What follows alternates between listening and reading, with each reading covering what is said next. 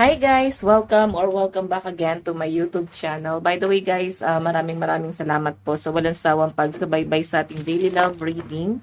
And kung ikaw ay bago pa lang sa ating channel, mag-subscribe na po kayo. Then, i-click mo na rin yung ating notification bell para lagi kang updated sa ating mga bagong upload.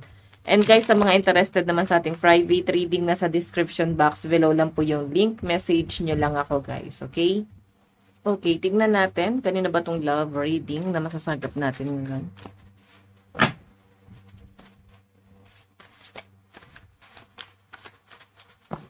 Kanina ba tong love reading?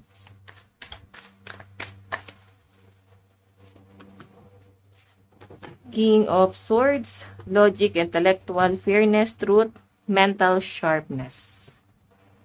Six of Swords, transition, movement, change, travel, moving on. Oh, may nakaka-realize. Ibig sabihin, may natatauhan dito. Possible na natatauhan yung person mo dito sa mga ginawa niya sa inyo. Yung feeling na parang feeling mo is nasakal ka niya, hindi ka nakalaya. Sa buong pagsasama niyo guys is parang kinokontrol ka lang niya. So ngayon na nagkaroon ng separation sa inyo guys, ang daming nare-realize. Okay, ang dami niyang nare-realize ngayon and isa na doon na parang feeling niya siya na lang yung nag-decide kung anong dapat mong gawin. Kumbaga parang diniktahan ka niya sa ano yung mga dapat mong gawin sa buhay mo, decision mo para sa buhay mo. Makakabuti daw para sa inyo pero sa totoo lang makakabuti para sa kanya. Pinilit kang baguhin itong taong to. Alam niyo guys, ang isang tao pag masyadong controlling, ibig sabihin hindi kanya totally mahal. Oo, kasi alam niyo bakit? Kasi pinipilit niyang baguhin yung pag-uugali mo, yung pagkatao mo, yung ginagawa mo, para maging isang tao na pasok sa standard niya talaga, yung ina-ideal niya talaga. So, marami kasi guys nang nagkakamali na porke pinagbabawalan sila, akala nila mahal na sila. Oo, mahal na sila ng person nila. Hindi nila alam, kaya sila pinagbabawalan. Yes, nandun na tayo sa point na gusto kayong protektahan, pero pag guys, pinapasok na nila yung mga decision mo, yung mga gusto mo, yung mga, parang gusto ka na niyang baguhin yung buong pagkatao mo. Ibig sabihin lang yun guys, baka hindi ka niya totally mahal. Okay, binabago ka na niya unti-unti. Tignan natin, additional message. Kanina po itong love reading.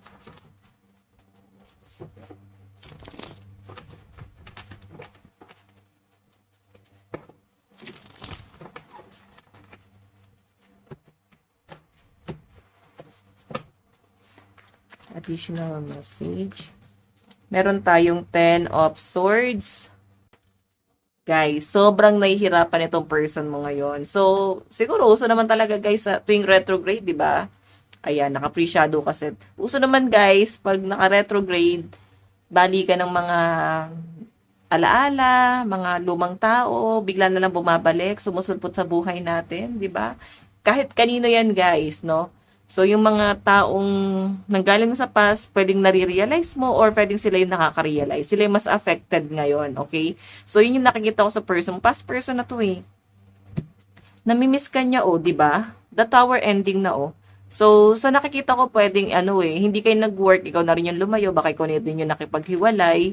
Kasi, hindi naman nag-work yung relasyon nyo. Lalo na at parang hindi rin nakakatulong sa mental health mo. Isa pa guys, 10 of Swords, ending, pain, defeat, failure, and betrayal. Nagkaroon ng betrayal doon sa connection nyo guys. Okay, tignan pa natin. Additional message. Kanina po itong love reading.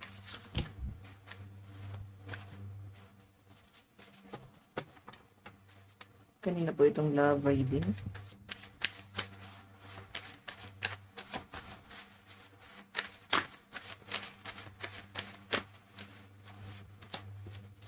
Seven of Pentacles. Diba? So, sobrang namimiss ka nitong taong to, guys. Baka nga kinausap na kayo eh. Tapos hindi nyo na lang, guys, pinansin. Okay, pero itong taong to, guys, may nare-realize talaga siya ngayon. Ang laki ng realization niya ngayon. Okay? So, again, someone na parang nag-aantay pa rin sa inyo hanggang ngayon. And, Actually, nagpapaka-workaholic siya ngayon. Sobrang busy sa malayo. Ang mga nagiging realization niya dito, kung paano kanya sinayang, kung paano niya sinayang yung mga pagmamahal na binigay mo sa kanya, yung effort, yung binigay mo sa kanya. Siguro yun yung parang nauuhaw siya ngayon, na gusto niya ulit maramdaman yung ganong klase ng treatment, okay, yung ganong klase ng pagmamahal. Pero, kagaya nga ng sabi ko guys, pwedeng lumipas na, so baka naka-move on ka na. Titingnan natin. Meron tayong, actually, hindi ka pa totally naka-move on din. Pero, hindi na ganun kasakit. Okay? So, yung iba sa inyo guys, pwedeng, ayan, ready na rin kayo na magkaroon ng bagong karelasyon. Kumbaga, hindi na kayo para magpakalunod pa dito. Hindi na para magantay pa ng matagal na panahon. Kasi, lumipas na rin naman na. Sabi kasi nila guys, ano ba yon, yung parang pag pinatawad mo ulit or pinabalik mo ulit sa buhay mo, yung ex mo, dalawang klase lang yan. Pag niloko ka niya guys, pwedeng ikaw na yung na-fall out of love. Pwedeng siya naman yung mas nagmamahal. Ngayon, kung wala naman cheating, pwede guys na mas tumamis pa yan. And syempre, yung ginawa niya sa inyo guys, diba? Or kung may pagbabago naman siya talaga, pwede naman. So, 4 of Wands kasi guys, pwedeng ang dami niyang pangako na hanggang ngayon is pinangahawakan mo pa rin. Ang dami niyang pinangako na hanggang ngayon, sa kanya mo lang narinig, no?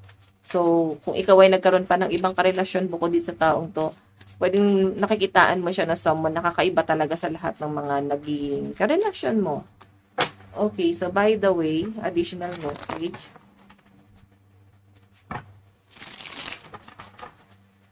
Additional message.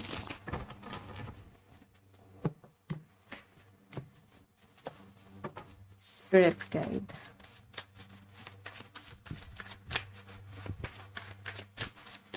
Meron tayong Knight of Swords, Communication, Haste, Truth Teller. Ayan o.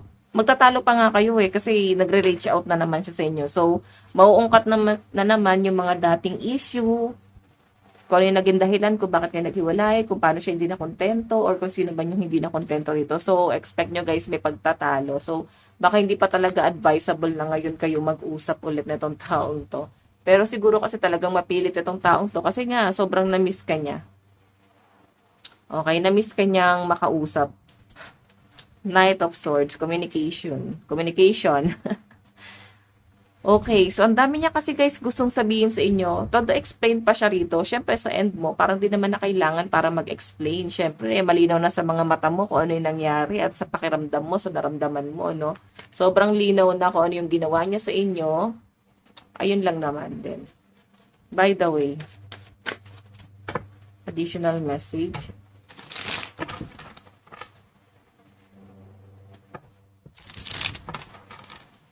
Additional message.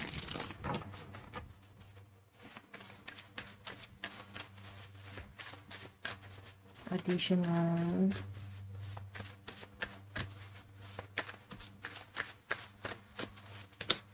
Meron tayong 10 of Pentacles, Wealth, Security, Family, Legacy, and Reunion.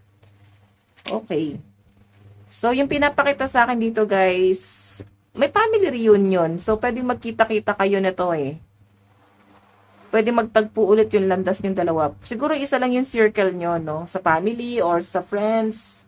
Sobrang liit lang ng mundo nyo para hindi kayo magkakitaan. Parang ganun yung pinapakita sa akin dyan, guys. Okay? So, again, additional message.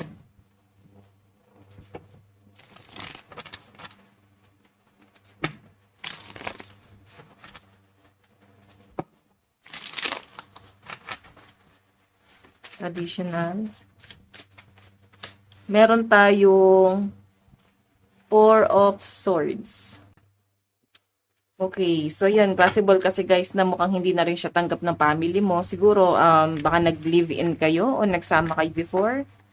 Parang, hindi na siya tanggap ng family mo. Or pwedeng noon pa man din, ramdam na ng person mo na hindi siya tanggap ng pamilya mo. Like, parang feeling niya, lagi siyang naichapuera, di siya belong. Tignan mo. Okay, pero hindi niya kasi guys sinabi sa inyo. Dapat kasi pinag-usapan nyo. Siyempre, Sino ba yung pakikisamahan niya? 'Di ba? Siyempre, ikaw yung pakikisamahan niya, pero nagbe-base siya doon sa pamilya mo. So, yun yung nakikita ko dito guys, na pwedeng isa sa mga nasasaktan siya kasi parang feeling niya, nadja-judge siya ng pamilya mo na baka gamitin ka lang, baka ito yung intention mo, baka saktan ka lang. So, hindi mo kasi mayaalis dun sa pamilya mo eh. Kung bakit ganun yung mga sinasabi nila. Una sa lahat, masyado kang kinokontrol.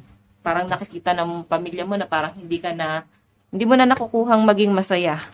So, akala mo lang masaya pero nakakatrauma tong pagmamahalang ito. Tignan pa natin.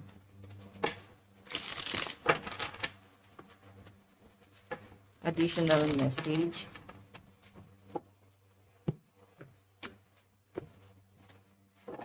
Additional message.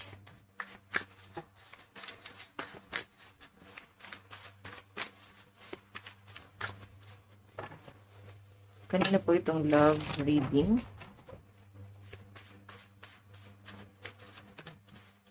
Meron tayong Queen of Swords.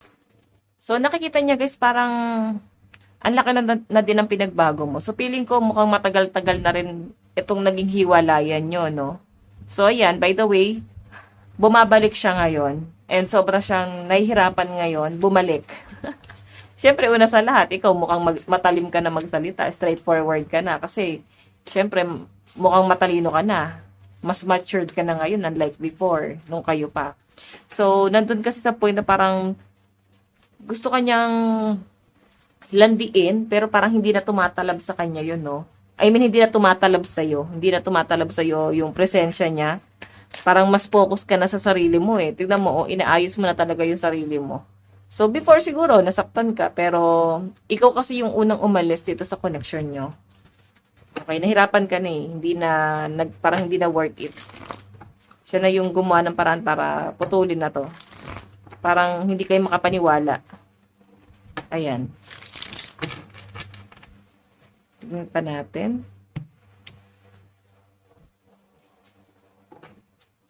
Additional message. Additional reading. Additional message. Okay. Oh. King of Cups. Mabait naman siya, guys. So, haharap naman siya sa inyo, guys, na parang puro kabutihan lang yung pinapakita niya. Kasi, love, compassion, generosity. Naku, napaka-gentleman. Kung babae to, guys, napaka-masikaso, maalaga, talagang todo effort. Ganun siya. Okay? Pero ikaw kasi yung parang inaasahan niya dito. Okay? Ikaw yung parang wala na siya pakialam sa sabihin ng ibang tao. Kung dati tinitignan niya yung sasabihin ng pamilya mo, sa ngayon kasi guys wala na siya pakialam. Yun nga lang, mukhang ikaw ay wala ng pagmamahal sa kanya kasi puro swords ka na dyan. Mas pinapagana mo na yung talino mo. Okay? And may pagka-ano ka dito. Kumbaga parang ibabalik mo sa kanya lahat. Guilt trippings, parang ganon. So by the way, malakas yung energy ng mga air signs sa side mo eh. Aquarius, Gemini, Libra. Tapos sa person mo guys, Earth sign, Capricorn, Taurus, Virgo, and Fire sign, Aries, Leo, Sagittarius. Ayun yung mga malalakas na energy sa person mo. So, additional message. Kanina po itong love reading.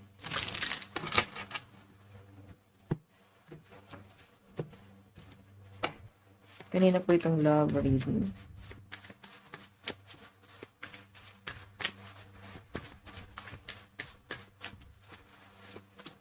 Meron tayong Wheel of Fortune, luck, change, movement, shift, improvement, and faith. Okay, moving forward. So, yun kasi yung akala ng person mo. Akala niya naka-move on na siya sa inyo. So, siguro kasi nakita ka niya ulit. Then, ang laki na ng pinagbago mo. Lalo na parang sa okasyon ka niya nakita ulit eh. Or something celebration, event. Pwedeng biglaan lang din, no? Then, after nun, mukhang hindi ka na niya nakalimutan. Okay, nakita niya yung malaking pagbabago mo and tumatak ka na talaga sa isip na tong taong to. Ayun yung nakikita ko dyan, okay? So, Wheel of Fortune, moving forward yung energy niya dyan, wini-wish ka niya ulit, oh. Pinapangarap ka ulit ng person mo. Okay, so titignan pa natin, guys, additional message.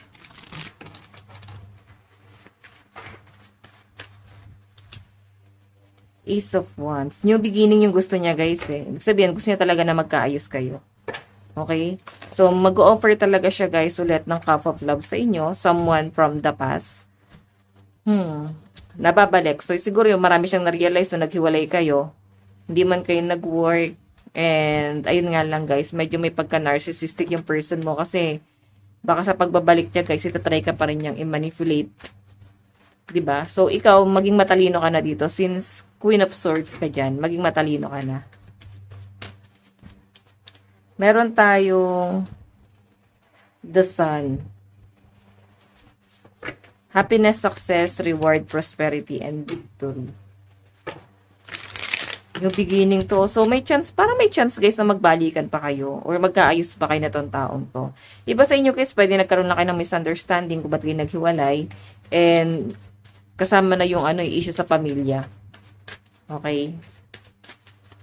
Meron tayong Five of Pentacles. Ayan. Isa pa, guys, sa pera. Parang hindi na ako kontento.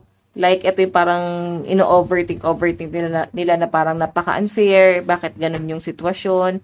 Then, hanggang sa dumating sa point na lumayo siya. Kasi mas nakikita niya nga na unfair yung nangyayari. 'Di ba? So, again, meron tayong Six of Pentacles. Six of Pentacles. And mararamdaman mo na parang naging distant talaga siya sa inyo, guys.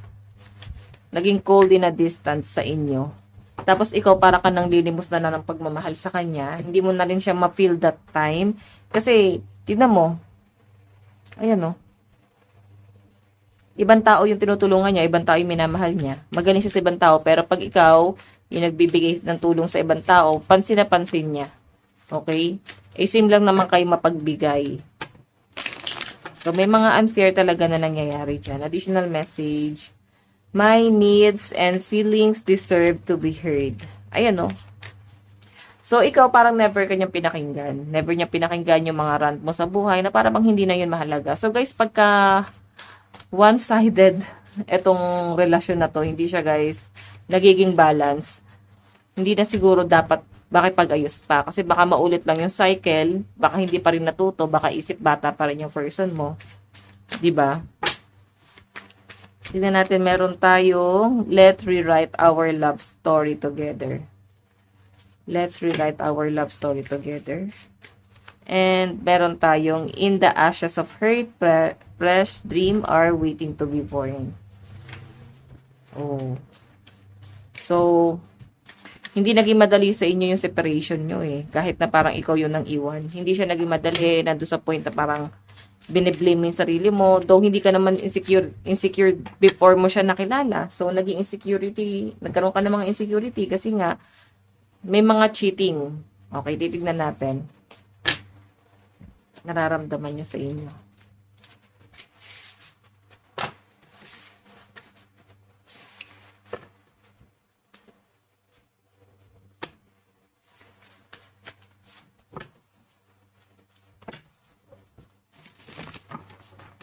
Ano yung nararamdaman niya sa inyo?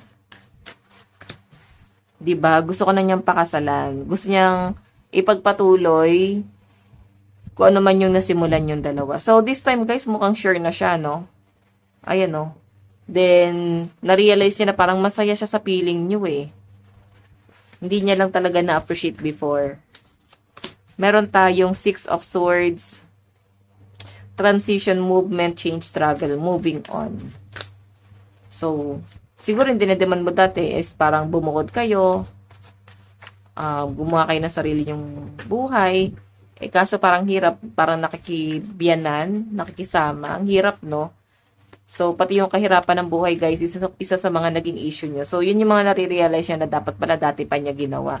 And meron tayo, guys, Four of Pentacles. Nag-hold back siya sa inyo, guys, ngayon, as in. Titignan pa natin. Paano kanya nakikita ngayon? Meron tayong Nine of Cups. Wish card, oh. So, pinapanalangin ka talaga niya, guys. Pinagdarasal ka talaga niya ngayon na maayos. And the High Priestess, lagi kang iniisip ng person mo. And, ayun, sobrang gulong-gulo na yung isip niya, guys. Hindi niya na kinakaya yung sobrang pag-overthink sa inyo, guys, no? Kumbaga, feeling niya masyado na nagiging, alarming itong nangyayari sa kanya. So, ito yung epekto sa kanya sa retrograde talaga. Para siyang nababalisa. Ganon. Tignan natin. Additional message. Ano yung dapat gawin?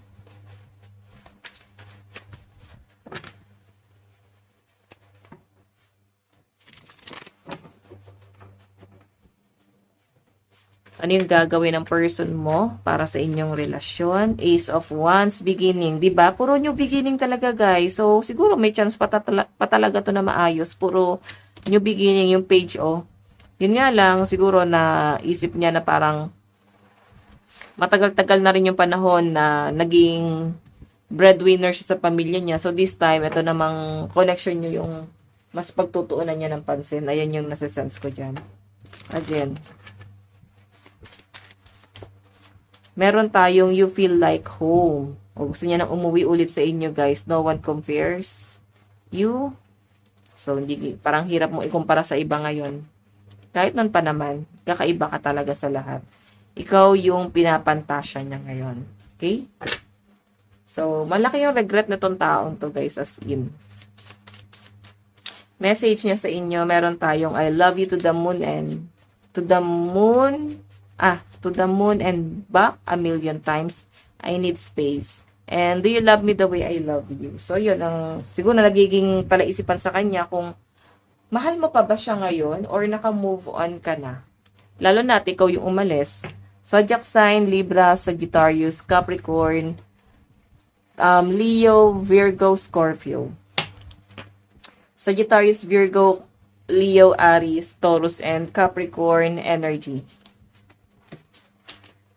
Okay. Tingnan natin. Sa end mo naman, ano yung nararamdaman mo sa person mo? Four of Swords, rest, recovery, meditation. So, nasasaktan ka pa rin, pero mas gusto mong mapag-isa at parang makapag-isip-isip. Gusto mo pa mag-heal.